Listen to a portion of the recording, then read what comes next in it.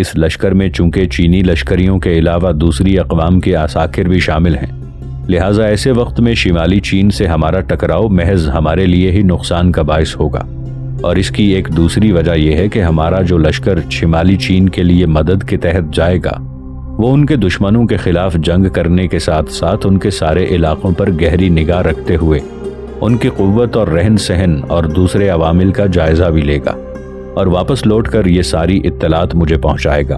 और इसके बाद अपनी अस्करी तैयारी करके तुम लोग देखना कि मैं कैसे शिमाली चीन के खिलाफ हरकत में आता हूँ। तुम में से किसी को अगर मेरे इस फैसले पर एतराज़ हो तो वो बिला झिझक उठकर अपनी राय का इजहार करे। वहाँ बैठे अरखोनों, चंगेज़ खान के बेटों और भाइयों में से कोई भी ना उठा और सब ने इताअत के इजहार में चंगेज़ खान के सामने अपनी गर्दनें खम कर दी थीं। चंगेज़ खान उनके इस रवैये पर खुश हो गया। फिर उसने मुस्कुराते हुए कहा, सुनो मेरे हर दिल अजीज अरखोनों, मेरे भाइयों और मेरे बेटों, कल यहाँ से एक लश्कर शिमाली चीन के शहनशाह के हुक्म के मुताबिक चीनी वफ्द के अरकान के साथ कूच करेगा। यहाँ से रवाना होने वाले हमारे इस लश्कर का सालार यसुताई और नायब जबी नोयान होगा। ऐ यसुताई और जबी नोयान, तुम दोनों गौर से सुनो। मेरे हर दिल अजीज अरखोनों, तुम दोनों चीनी सरजमीन के अंदर अपनी आंखें खुली और कान होशियार रखना और वहां से अपनी मालूमात में इजाफा करके लौटना। उस सरजमीन की निशानियां याद रखना। जब तुम दोनों इन जंगों में हिस्सा लेने के बाद सहराए गोबी की तरफ आओ तो तुम दोनों के जहनों में इस सरजमीन का मुकम्मल नक्शा होना चाहिए। वहाँ के आम लोगों, गुलामों, किसानों, आलिम फाजिल लोगों, सिपाहियों, फ़कीरों और उमरा और मुलूक की ज़िंदगी का बगौर मुताला करना। वहाँ के हालात का गहरी निगाह से जायज़ा लेना और तुम्हारी ही फराहम करदा इत्तलात को बुनियाद बनाकर मैं शिमाली चीन को अपना हदफ बनाऊंगा। फिर तुम देखना कि शहनशाह शिमाली चीन, जो आज मुझे अपना बाजगुजार और मातहत समझने के अलावा क़ुरा-क़रम में अब भी मुझे बागियों का दुश्मन सालार के लक़ब से पुकारता है, मैं उस पर ऐसी ज़रब लगाऊंगा कि मैं उसके ताक़ुब में और वो मेरे आगे होगा। और सुन रखो मेरे अरखोनों, चीन से निमटने, इस पर कब्ज़ा करने और इसे अपना मातहत बनाने के बाद हम मगरिब का रुख करेंगे और उस तरफ फैली हुई अनगिनत अक़वाम पर हमला करके अपनी सल्तनत को और ज़्यादा वसी करेंगे। अब तुम लोग उठकर अपने अपने घरों को जाओ और वहाँ तैयारी करो। और यसुताई और जबी नोयान, तुम दोनों कल कूच के लिए तैयार रहना। और हाँ यसुताई, तुम एगोरी को भी अपने साथ ले जा सकते हो। इसके साथ ही चंगेज़ खान उठकर अपने मकान के सुकूनती हिस्से में चला गया। दूसरे सब लोग भी उठकर उसके मेहमान खाने से निकलकर अपने घरों की तरफ चल दिए थे। दूसरे रोज यसुताई और जबी नोयान एक लश्कर को लेकर चीनी वफ्द के अरकान के साथ वहां से कूच कर गए। चंगेज़ खान ने उसे जो लश्कर मुहैया किया था उसमें ज्यादातर करायत तुर्क, ताइजोत और मकरीत कबाइल के जंगजू थे। यसुताई और जबी नोयान अपने लश्कर के साथ चीनी वफ्द की रहनुमाई में सफर करते हुए एक दिन और एक रात के मुसलसल और तेज रफ्तार सफर के बाद जनूबी चीन की सरहद पर शाहराह रेशम के उस हिस्से में जा पहुंचे जहां शिमाली चीन का शहनशाह अपने लश्कर समेत खैमाजन था। वफ्द के सरबराह हिरोशो ने वहां पहुंचकर यसुताई को मुखातिब करके कहा, आप अपने लश्कर के साथ यहाँ हमारे असाकिर के एक तरफ पड़ाव करें, मैं अपने शहनशाह को आपके आने की इत्तला करता हूँ। ये कहकर हिरोशो अपने साथी अराकीन वफ्द के हमरा वहां से अपने लश्कर के खैमों में चला गया, जबकि यसुताई और जबी नोयान वहां अपने लश्कर के पड़ाव का इंतजाम करने लगे। थोड़ी ही देर के बाद हिरोशो एक बार फिर अपना घोड़ा दौड़ाते हुए वहां आया। उस वक्त यसुताई और जबी नोयान अपने लश्कर के नस्ब होते खैमों की निगरानी कर रहे थे। हिरोशो ने आते ही कहा, ए अजीम यसुताई, हमारा शहनशाह और उसका बेटा त्यान और शहनशाह की हर दिल अजीज बेटी क्वांती तुमसे मिलने आ रहे हैं। हमारे शहनशाह का बेटा एक ही यानी त्यान है, लेकिन बेटियां दो हैं, एक क्वांती और दूसरी सकात। उन दोनों में से सकात बड़ी और क्वांती छोटी है, लेकिन शहनशाह अपनी बेटी क्वांती से जुनून की हद तक प्यार करता है। जहां तक उसकी खूबसूरती का ताल्लुक है तो दोनों बहनें शक्ल शबाहत में एक ही जैसी हैं, लेकिन क्वांती में कुछ जायद खुसूसियात हैं। इन्हीं खुसूसियात की बिना पर शहनशाह उसे सबसे ज्यादा पसंद करते हैं। और इस क्वांती की सिफात यह है कि वो बेहतरीन जंगजू, इंतहाई दलेर और जुर्रतमंद लड़की है। वो अक्सर जंगों में हिस्सा लेती रहती है और शहनशाह के लश्कर के एक हिस्से की कमान भी करती है। ऐ यसुताई, जंग में वो बड़े बड़े सूरमाओं को ज़ेर करने का फन खूब जानती है। नविश्तों को बदल देने वाली वो लड़की शोरे तूफान जैसी तेज और मर्ग और अजल जैसी अटल है। नाजरीन, आगे बढ़ने से पहले कमेंट सेक्शन में हमें अपनी आरा से जरूर आगाह कीजिएगा कि आपको हमारी ये सीरीज कैसी लग रही है। मैं हूं ताहिर उबैद चौधरी। आइंदा आने वाली अक़साद से बाखबर रहने के लिए हमारे चैनल को सब्सक्राइब कर लें और साथ मौजूद बेल आइकॉन को जरूर क्लिक कर लें। शुक्रिया। मुझे उम्मीद है तुम उससे मिलकर खुश होगे और वो भी तुम्हें देखकर खुशी का इजहार करेगी, क्योंकि मैं उन लोगों को बता चुका हूं कि यसुताई नाम का नौजवान जो इस लश्कर का सालार बनकर आया है, मंगोलों के अंदर उस जैसा कोई और बहादुर, जंगजू और ताकतवर नहीं है। जरा सांस लेकर उसने फिर कहा, और ऐ यसुताई, हमारे जंग के देवता का नाम भी क्वांती है। चूंकि बादशाह की यह लड़की इंतहाई दलेर, पुरशुजात और जंगजू है, लिहाजा जंग के देवता की निस्बत से इसका नाम भी क्वांती रखा गया है। और ऐ यसुताई, इसके अलावा हेरोशो एकदम खामोश हो गया, क्योंकि उसने देखा कि शिमाली चीन का शहंशाह, उसका बेटा त्यान और बेटी क्वांती करीब आ गए थे। लिहाजा वो अपने घोड़े से उतरकर यसुताई के पास मुअद्दिबाना खड़ा हो गया, जबकि जबी नौयान वहां से जरा फासले पर अपने लश्करियों को पड़ाव कराते हुए उनकी निगरानी कर रहा था। हिरोशो और यसुताई के करीब आकर शहंशाह, उसका बेटा त्यान और क्वांती तीनों अपने घोड़ों से उतर गए, और जब वो करीब आ गए तो हिरोशो ने शहंशाह से कहा, ऐ आका, ये वो जवान है जिसका नाम यसुताई है, और यही मंगोलों की तरफ से आने वाले इस लश्कर का कमानदार है। यही वो यसुताई है कि मंगोलों के अंदर कोई इस जैसा जंगजू और ताकतवर नहीं है। शहंशाह और त्यान ने आगे बढ़कर यसुताई के साथ पुरजोश मुसाफा किया, जबकि क्वांती ने सिर्फ अपनी गर्दन खम करके यसुताई को पजीराई थी। यसुताई ने बगौर क्वांती की तरफ देखा। उसने महसूस किया कि क्वांती राग जैसी हसीन, लबों की मिठास जैसी पुरकशिश और रोशनी जैसी उजली और जाज़िबे नजर थी। उसकी आंखों में शाम के जलवे और उसका बेगुबार हुस्न सरापा बहार था। क्वांती की तरफ देखते हुए अचानक यसुताई चौंक पड़ा, क्योंकि क्वांती ने उसे मुखातिब करते हुए चांदी की एक रिदा और मल्लाहों के गीत जैसी मुलायम आवाज में कहा, हम आपको अपने लश्कर में खुशामदीद कहते हैं। यसुताई ने महसूस किया कि लबे गुलाब, रुखसारे आफताब और कली और समन जैसी हसीन हिकायतों की तरह की क्वांती की आवाज में खुशबू के सफर जैसी एक जाज़बियत और अल्फाज की रक्स करती हुई एक कशिश थी। उसके मुखातिब करने के अंदाज में सयाल खुशबुओं का एक बहाव, तेज महक का लहराव और दिल पर नर्म लहजों का ठहराव था। और उस लम्हे क्वांती की सहरखेज आंखों में अनगिनत खुशियां और मुस्कुराहटें रक्स कर रही थी। इसी असना में जबी नौयान और एगोरी भी वहां आ गए। यसुताई ने उन दोनों का सबसे तारुफ कराया। फिर शहंशाह ने यसुताई की तरफ देखते हुए कहा, तुम हमारे साथ खैमे में चलो, वहां तफसील से तुम्हारे साथ गुफ्तगू हो सकेगी। और सुनो, तुम्हारे लश्कर की खुराक और दीगर सब जरूरियात की जिम्मेदारी हम पर होगी। अब तुम हमारे साथ आओ। यसुताई, जबी नौयान और एगोरी खामोशी से उनके साथ हो लिए। रास्ते में हिरोशो ने बड़ी राजदारी से यसुताई को मुखातिब करते हुए कहा, ऐ मंगोलों के बेमिसल कमानदार, हम अपने शहंशाह को उसके नाम से या बादशाह कहकर नहीं पुकारते, बल्कि हम उसे मोती इंतिसी कहकर बुलाते हैं। ऐ यसुताई, अगर तुम उसे मुख्तसर करना चाहो तो तुम शहंशाह को अपनी गुफ्तगू में अजीम तिसी कहकर मुखातिब कर सकते हो। इस तरह वो तुमसे खुश होगा और तुम्हारा ज्यादा एहतराम करेगा। यसुताई जवाब में कुछ कहना चाहता था कि इतने में वो लोग एक बहुत बड़े खेमे के अंदर दाखिल हो गए।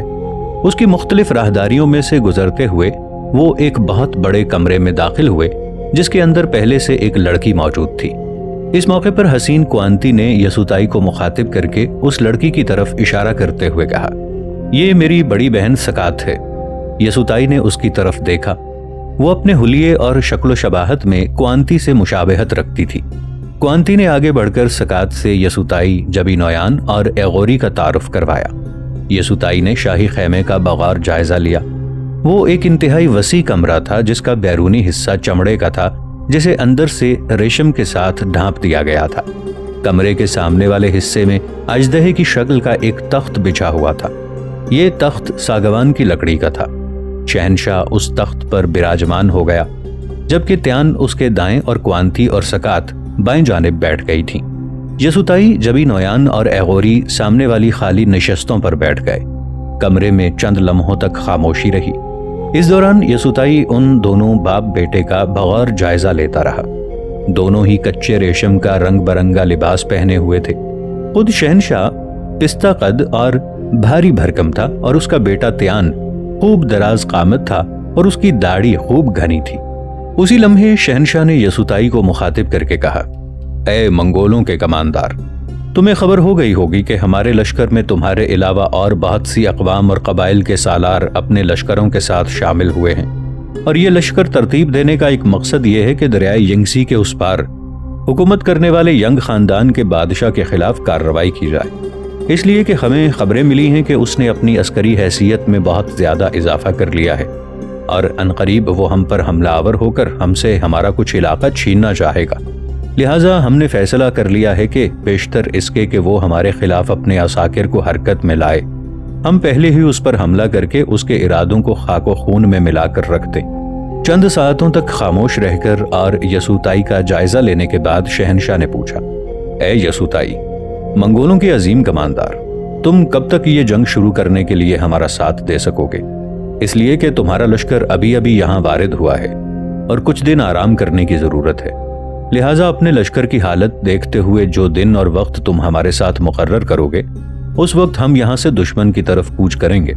यसुताई ने कहा, ए अजीम तिसी, मैं और मेरे लश्करी ज्यादा आराम करने के आदी नहीं हैं। मैं तो अपने लश्कर के हमरा अभी और इसी वक्त कूच करने के लिए तैयार हो सकता हूँ। शहनशाह ने यसुताई की तरफ मुस्कुराते हुए देखा और इंतहाई खुशी का इजहार करते हुए उसने कहा, तुमने हमें मुखातिब करने का क्या खूब अंदाज और क्या उम्दा अल्फाज अपनाए हैं। तुम्हारे इस अंदाज से हमारी निगाहों में तुम्हारी कदर और इज्जत को बढ़ा दिया है और इस जवाब ने भी हमारे हौसलों को एतमाद और बुलंदी अता की है कि तुम किसी भी वक्त हमारे साथ कूच करने को तैयार हो। बहरहाल हम यहाँ से आने वाली सुबह को अपने दुश्मन की तरफ कूच करेंगे। अब तुम हमारे साथ खाना खाओ। यसुताई ने जवाब में सर हिला दिया।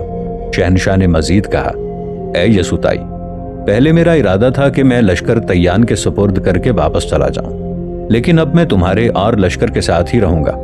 यसुताई ने इंतहाई मुअद्दिब होकर कहा, ए अजीम तिसी, अगर आप बुरा न माने तो मैं खाना अपने लश्करियों में बैठकर खाना चाहूंगा। शहनशाह ने हैरत से पूछा, वो क्यों?